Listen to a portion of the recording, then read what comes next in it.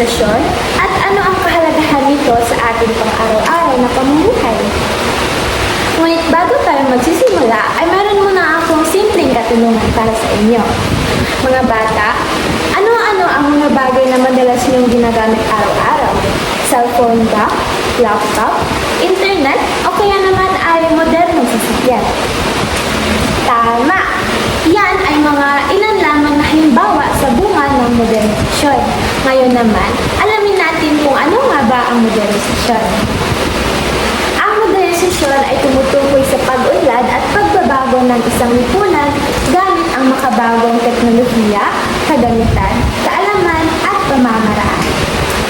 Sa madaling salita, ito ay paglipat sa dating simpleng pamamaraan ng pamumuhay patungo sa mas mabilis, mas madali, at mas makabagong sistema. Halimbawa, noon, sulat lamang ang ating ginagamit para makipagkomunikasyon sa mga mahal natin sa buhay na nasa malayo. Kailangan pa natin maghintay ng ilang araw o ilang linggo para matanggap nila ang liham. Pero ngayon, mayroon na tayong cellphone. Ginagamit ito para makipag-chat, call, at text sa ating mga mahal sa buhay kahit anumang oras o kahit nasan man tayo. Isa pang halimbawa ay larangan ng edukasyon. Noon, aklat at pisara lamang ang pangunahing ginagamit nating mga guro upang magturo. Pero ngayon, mayroon na tayong computer, laptop, educational videos, projector, at online learning platforms upang mas madali matuto ang mga bata o mga estudyante. Makikita natin na malaki talaga ang naitutulong ng modernisasyon sa ating buhay. Ngunit, ano nga ba ang kahalagahan nito? Una, malaga ang modernisasyon dahil nagpapadali ito ng ating mga gawain. Dahil sa teknolohiya, madali natin matapos ang ating mga gustong gawin at iba pang responsibilidad.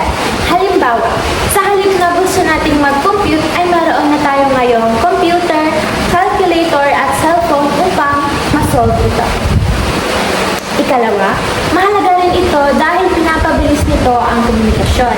Sa pamamagitan ng social media at internet, maaari na tayong mag-text, tawag at chat sa ating mga mahal sa buhay at mas madali tayong makatanggap ng impormasyon. Panghuli, nakatutulong din ang modernisasyon sa edukasyon. Maraming mga guro at estudyante ang nakinabang sa makabagong kagamitan ngayon. Nagiging mas interactive at epektibo ang pagkatuto dahil sa teknolohiya. Gayunpaman, bilang isang mag-aaral at mamamayan, dapat nating tandaan na gamitin natin ang modernisasyon sa tama. Hindi lahat ng dulot nito ay mabuti kung inaabuso o ginagamit nito sa maling paraan.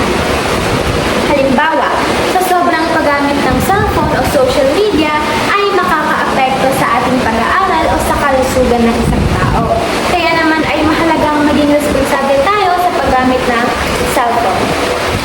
Bilang pagtatapos, ang modernisasyon ay isang mahalagang bahagi ng ating buhay dahil nagdudulot nito ang pag-unlad at pagbabago sa ating buhay.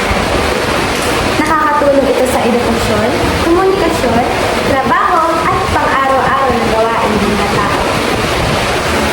At dyan nagtatapos ang ating talakayan patungkol sa modernisasyon at mga kahalagahan nito. Muli, maraming salamat sa inyong pakikinig at sana ay may natutuhan kayo sa akin. Ako nga pala ulit si Binibin Christine J. at magandang araw sa inyong lahat. Paalam!